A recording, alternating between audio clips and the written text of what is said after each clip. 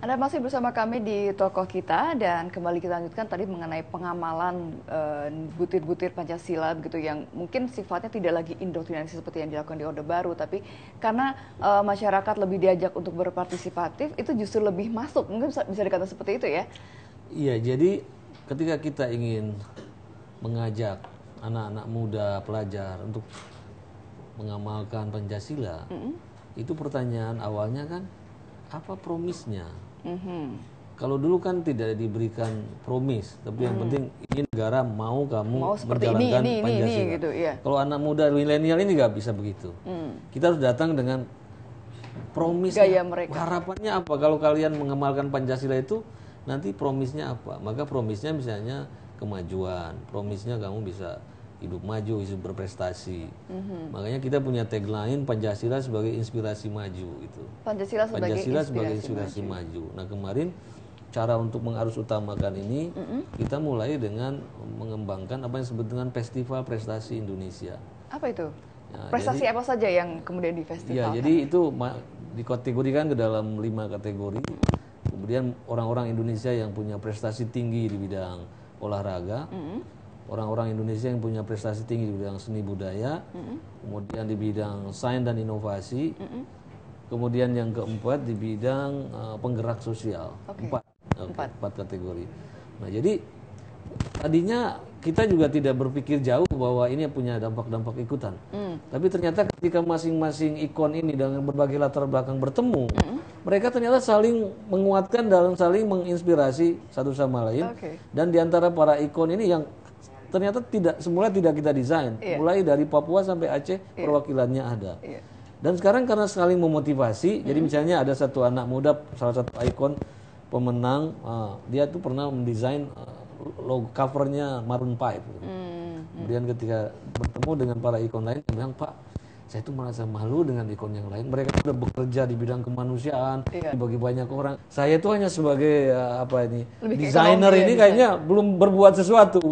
Lalu dia katakan, apa kira-kira peran para desainer ini untuk membangkitkan semangat patriotisme dan lain-lain. Lalu dia muncul dengan gagasan tersendiri, akan membuat berbagai bentuk-bentuk corporate identity, logo-logo yang bergerak di bidang kemanusiaan. Kemarin saya juga datang ke salah satu penerima ikon kita itu dari Go Green Kampung Gelintung di Malang. Ini kampung ini sekarang sudah dapat penghargaan dari berbagai kalangan, dari UNESCO, bahkan kemarin pemerintahan China datang. Itu keteladanan praktis Pancasila, di mana di situ kampung itu tadinya kampung kumuh, banjir, sebagai kriminalitas dan lain-lain. Tapi dengan pendekatan partisipatif, menyentuh tadi itu ekspektasi orang, harapan orang, apa yang akan dilakukan. Ternyata sekarang sumur-sumur biopori yang dibangun tuh semua masyarakat memerawatnya. Kemudian jadi karena dari kesadaran sendiri ya. Akibatnya juga bahkan lahan-lahan kecil dipakai tanaman-tanaman rias, kemudian satu sama lain saling mengawal ekosistem. Akhirnya kemudian banjir, ketika sumur-sumur serapan itu dibangun, banjir tidak ada lagi, dan sekarang ditumbuh situ menjadi sentra-sentra ekonomi baru.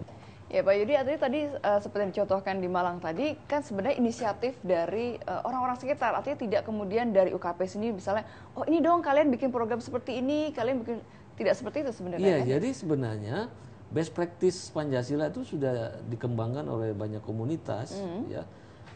Tadi seperti di Malang itu Kampung Gelintung itu satu kampung yang tadinya sangat ruwet, kumuh, banjir, crowded, tapi tiba-tiba dengan partisipasi komunitas dikasih penjelasan yang terang, diajak untuk bermusyawarah, dibangkitkan harapan dan tanggung jawabnya. Tiba-tiba sekarang ini kampung ini menjadi kampung percontohan yang diminati oleh dunia. Kemarin waktu kami ke sana dari pemerintahan Cina ingin belajar bagaimana mengembangkan partisipasi komunitas sehingga kampung yang tadinya kumuh, banjir, tiba-tiba menjadi kampung yang sehat, hijau, semua masyarakat merayakannya. Nah, inisiatif-inisiatif seperti ini sementara ini berhenti di lokalitas masing-masing. Karena tidak ada lembaga yang mempromosikan, mengkomunikasikan capaian-capaian ini ke komunitas lain di belahan Indonesia yang lain. Nah, tugas UKP ini sebenarnya untuk membuat antar best practice ini saling berkomunikasi. Oke. Jadi, Saling bertukar tadi informasi. Saling bertukar informasi, pengalaman. Sisanya mereka mengembangkan kegiatan-kegiatan bersama. Nah, kemudian setelah itu tentu kita juga akan terus mempromosikan hal seperti ini di ruang publik. Jadi lama-lama saya sering mengatakan memang ada banyak masalah di dalam kehidupan bangsa ini. Tapi kegelapan jangan dilawan dengan kegelapan.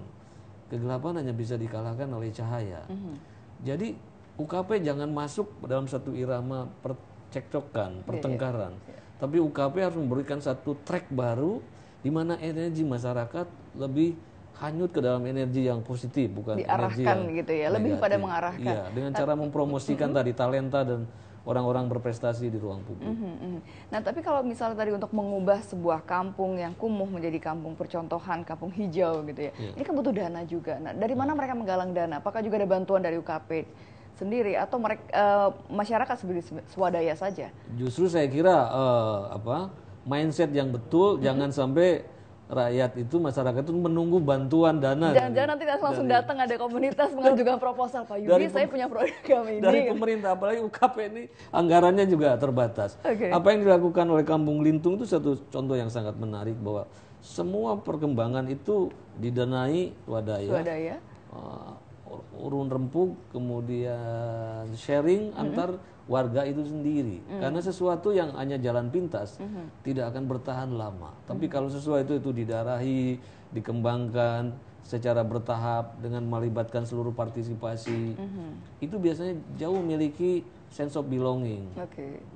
Ikut memiliki rasa tanggung jawab untuk merawat dan mengembangkannya.